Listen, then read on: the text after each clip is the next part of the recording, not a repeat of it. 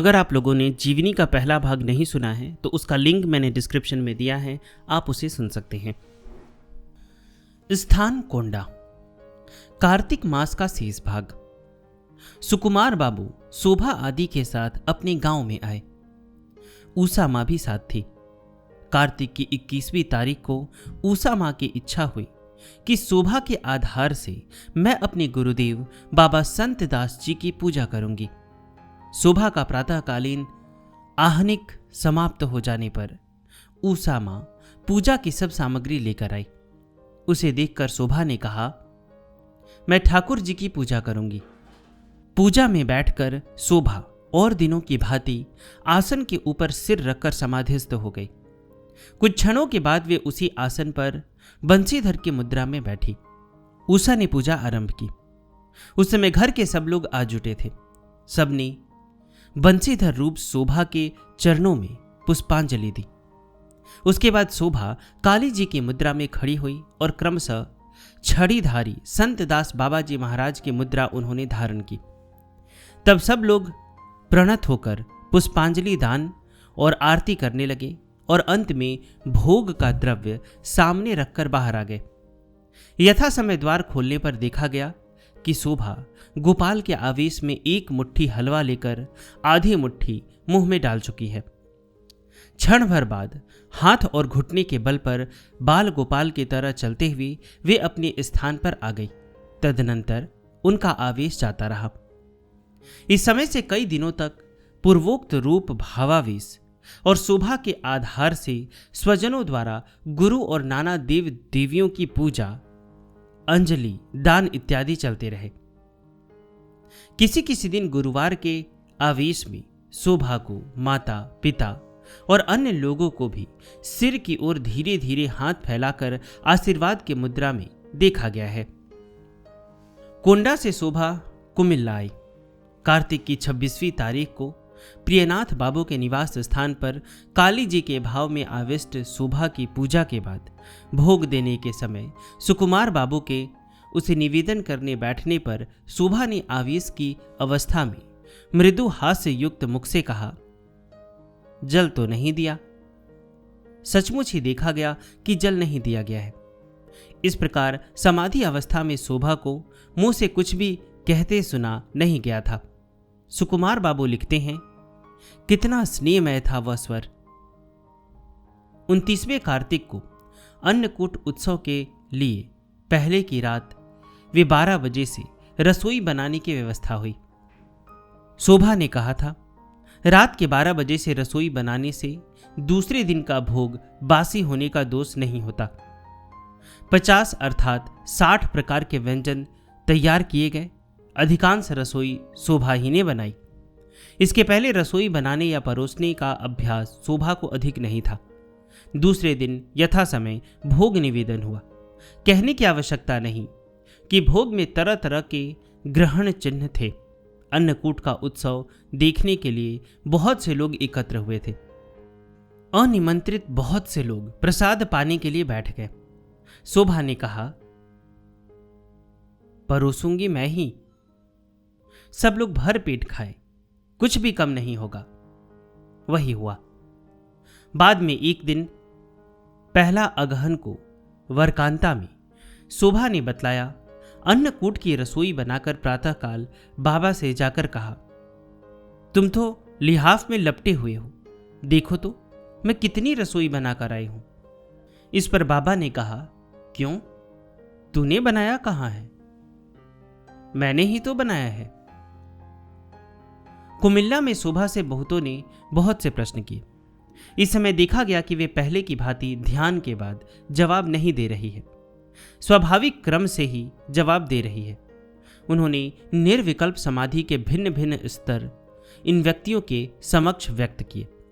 अपनी अवस्था के संबंध में कहा, इस समय आहनिक समाप्त करके 7-8 घंटे तक आनंद बोध चलता रहता है। कभी कभी लगता है कि आनंद का बोध मैं ही कर रही हूं, फिर देखती हूं कि मैं नहीं हूं, किंतु आनंद बोध है। प्रश्न, यह क्या निर्विकल्प समाधि की मध्यम अवस्था है? उत्तर, हां। अगहन के पहले दिन वरकांता में डॉक्टर सतीश नंदी ने शोभा से अनेक प्रश्न किए। इस दिन भी शोभा ने स्वाभाविक क्रम से ही, अर्थात प्रश्न के बाद ध्यानस्थ होकर ध्यान भंग के बाद उत्तर न देकर प्रश्न के तुरंत बाद ही उत्तर दिए। डॉक्टर नंदी ने प्रश्न किया, कुंडलिनी शक्ति के जागृत होने पर उसे समझ पाने का क्या उपाय है? शोभा ने उत्तर दिया, कुंडलिनी शक्ति के जागृत होने पर साधना करने के लिए बैठने पर बीच बीच में शरीर सिहर उठता है और कंप होता है। डॉक्टर नंदी ने प्रश्न किया, गृहस्थों को कॉपिन पहनने की आवश्यकता है क्या? शोभा ने उत्तर दिया, है। तो भी केवल कॉपिन पहनने से ही नहीं होता, उसकी सार्थकता भी तो देखी जाती है। डॉक्टर नंदी, सार्थकता किस प्रकार की? शोभा ने कोई उत्तर नहीं दिया। डॉक्टर नंदी के उसे जानने के लिए आग्रह करने पर शोभा ने ध्यानस्थ होकर उत्तर दिया, वीर्य धारण करने पर ही कॉपिन पहनने की सार्थकता है। अगहन की दूध से फिर देखा गया प्रश्न करने पर शोभा पूर्ववत ध्यानस्थ होकर उत्तर जानकर उत्तर दे रही है और बीच बीच में साधारण ढंग से भी उत्तर दे देती है।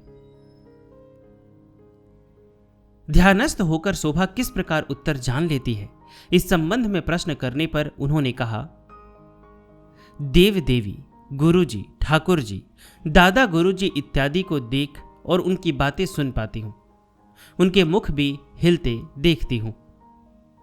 9वें अगहन की रात में आहनिक करने के समय देखा गया कि शोभा आसन में सिर उठाकर असाधारण रूप में शून्य की ओर देख रही है। आंखों में जैसे किसी भय का भाव है। कुछ क्षणों बाद शोभा ने सिर हिलाया, फिर और दिनों की भांति आसन पर सिर रखकर कुछ क्षण पड़ी रही। बाह्य ज्ञान लौटने के बाद बाहर आने पर उनसे सुकुमार बाबू ने पूछा, आज कोई आए थे क्या? शोभा ने उत्तर दिया, बाबा, आज मैंने विश्वरूप देखा है। सुकुमार बाबू ने पूछा, किस प्रकार? शोभा ने उत्तर दिया, श्री कृष्ण ने कहा, पगली मां, विश्वरूप देखेगी? मैंने कहा, हां देखूंगी, अगर दिखलाओ। श्री कृष्ण ने कहा, डरेगी तो नहीं? मैंने कहा, तुम यदि डरने दो तभी डरूंगी, और यदि न डरने दो तो नहीं डरूंगी। तब श्री कृष्ण ने कहा, अच्छा तो देख। इस बात के साथ ही साथ देखती हूं कि श्री कृष्ण गायब हैं। उस स्थान पर विराट शरीर है, उसमें ब्रह्मलोक, सत्यलोक, संसार, नरक सब है, और कितने लोग हैं उनकी इयता नहीं। कहीं अप्सराएं नाच रही हैं, कहीं किसी के पुत्र हुआ है, माता पिता हंस रहे हैं, कहीं किसी का पुत्र मर गया है, माँ बाप उसके पास रो रहे हैं। सत्यलोक में कितने महापुरुष बैठे हैं, वे सब पद्मासन पर ध्यान मग्न हैं। थोड़े ही समय में बहुत कुछ देख लिया। एक जगह देखा, एक सोने के घड़े में जल है, घड़ा सोने के ढक्कन से ढका है। कितने ही लोग इस जल को पीना चाहते हैं, किंतु पी नहीं सक रहे हैं। एक जगह एक पोखरे में कितने ही कमल खिले हैं, जल बड़ा निर्मल है। कौन एक व्यक्ति उस पोखरे में गया और सहसा सारा जल कीड़े से भर गया। नरक कुंड में चिता जल रही है और पापी लोग बचाओ बचाओ चिल्ला रहे हैं। कोई कोई कहते हैं, महाप्रभु रक्षा कर। वे लोग उसी समय चिता से उठकर जा रहे हैं। और भी कितना कुछ देखा, सब कह नहीं पा सक रही हूं। तब मैंने कहा, और देखना नहीं चाहती। फिर अखंड आनंद में मग्न हो गई। शोभा कहने लगी, तब श्री कृष्ण ने मुझसे कहा, पगली मां, डर गई थी? मैंने कहा, हां। श्री कृष्ण ने कहा, सभी तो डरते हैं। मैंने कहा, सब में क्या तुम नहीं हो? श्री कृष्ण ने कहा, पिता और पुत्र में क्या कुछ भेद नहीं है। उसके बाद फिर कुछ नहीं देखा। अगहन की 12वीं तारीख को रास पूर्णिमा थी। इस दिन स्थानीय कचहरी के नायब श्री दुर्गा प्रसन्न वसु के वास स्थान पर उनके अनुरोध से शोभा ने उनके गुरु बाबा जी श्री श्री गंभीर नाथ जी की जन्म तिथि के उत्सव में भोग निवेदन किया। ठाकुर जी का घर छोटा था, बेड़ा भी अनेक स्थानों पर टूटा था। जब भोग लगाया जा रहा था तब बाहर से सुकुमार बाबू और डॉक्टर नंदी ने भीतर देखा कि एक उज्जवल हाथ सारे घर को आलोकित करके संचालित हो रहा है।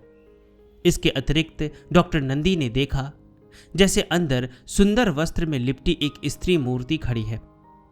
2-3 मिनट पर घर के भीतर की ज्योति गायब हो गई।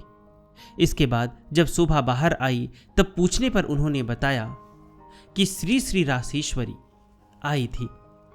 उसके बाद घर आकर सुकुमार बाबू और डॉक्टर सतीश नंदी ने राशेश्वरी की पूजा का बंदोबस्त किया। शोभा यथारीति ध्यानस्थ होकर पहले ठाकुर जी और बाद में बाबा जी महाराज के खड़े होने की मुद्रा में स्थित हुई। कई मिनट बाद ठाकुर जी के आसन की रेशमी चादर पर श्वेत चंदन की 2 पैरों की छाप देखी गई। भोग निवेदन के समय गोपाल भाव प्रकट हुआ। उसके बाद पास वाले ठाकुर घर में आकर देखा गया ठाकुर जी और बाबा जी के चित्रपट के मुख पर भोग की छाप लगी हुई है। इस दिन राशेश्वरी के किसी भाव या भंगी के प्रकट होने की बात डायरी में लिखी नहीं गई है। डायरी में इस दिन की घटनाएं डॉक्टर सतीश नंदी के हाथों लिखी हुई है।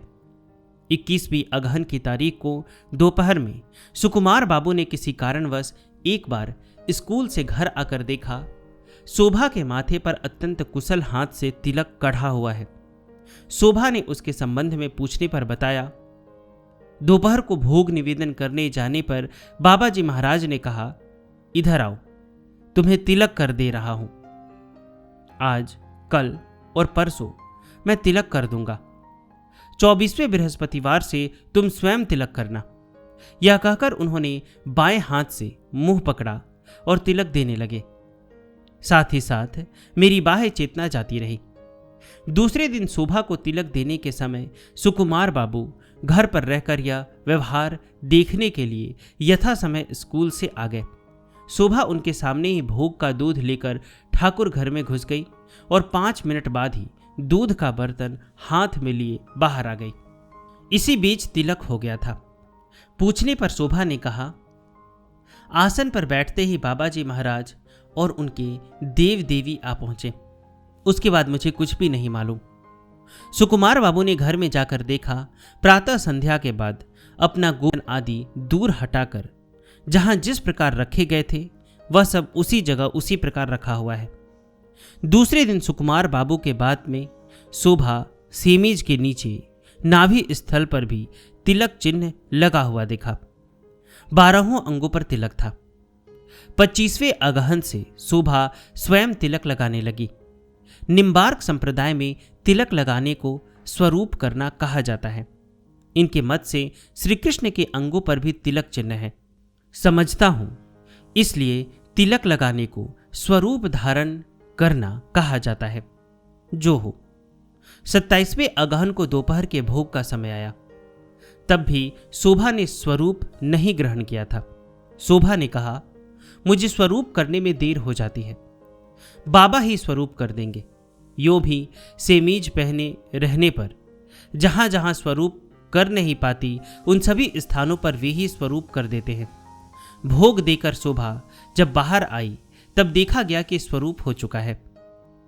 बाबा जी के आदेश से पहले पौष से फिर शोभा को स्वरूप धारण नहीं करना पड़ा। 26वें अगहन को सुकुमार बाबू ने शोभा से पूछा, तिलक करने पर तुम अपनी अनुभूति में क्या किसी परिवर्तन का पता पाती हो?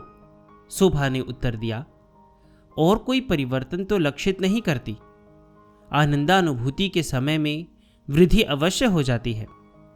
पहले पौष को आहनिक के समय देखा गया कि शोभा अपने सामने के आसन पर सिर न रखकर आंखें मूंदे बैठी जप कर रही है।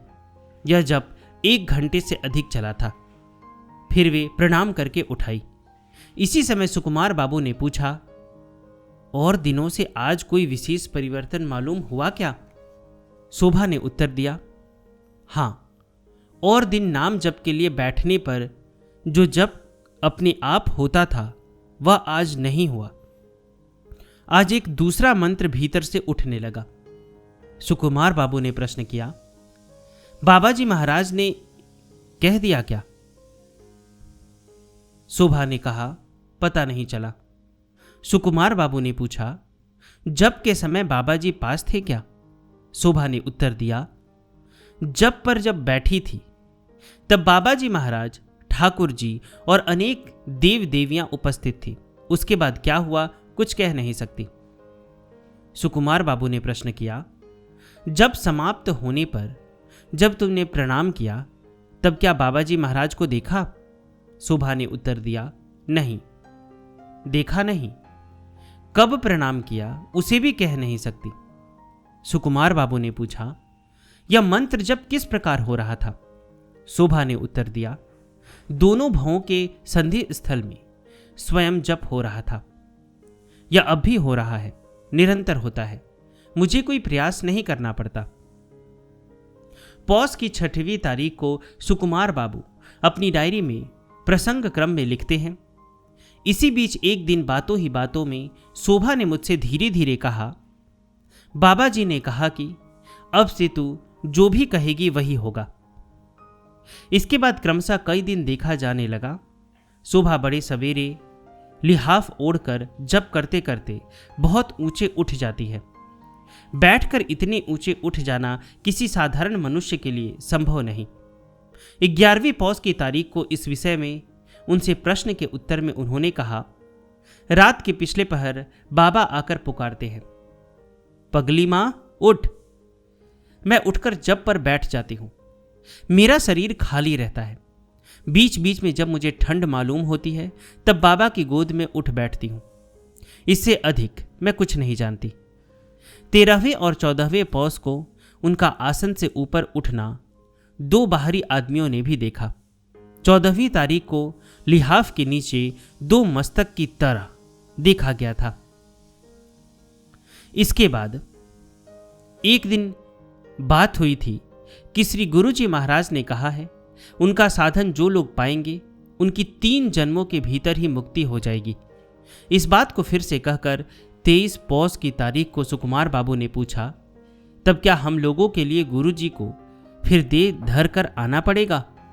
शोभा ने उत्तर दिया, बात यह है, जिनको इस जन्म में सद्गुरु से दीक्षा मिल जाएगी वे दूसरे जन्म में भी सद्गुरु का आश्रय पाएंगे। ऐसा हो सकता है कि जिन्होंने विगत जन्म में गोस्वामी प्रभु या गिरी महाराज जी की कृपा पाई थी, उनमें किसी किसी ने इस जन्म में हमारे गुरु जी से दीक्षा पा ली हो।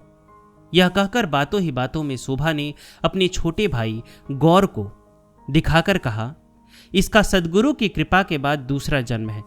इसके माथे पर तिलक का चिन्ह है। यह कहकर डॉक्टर को यानी डॉक्टर नंदी को और सुकुमार बाबू को शोभा ने गौर के माथे पर विगत जन्म का तिलक चिन्ह दिखलाया। शोभा ने और भी कहा, गौर पूर्व जन्म में कौन था यह मैं जानती हूं, मां और तुम कौन थे यह भी जानती हूं।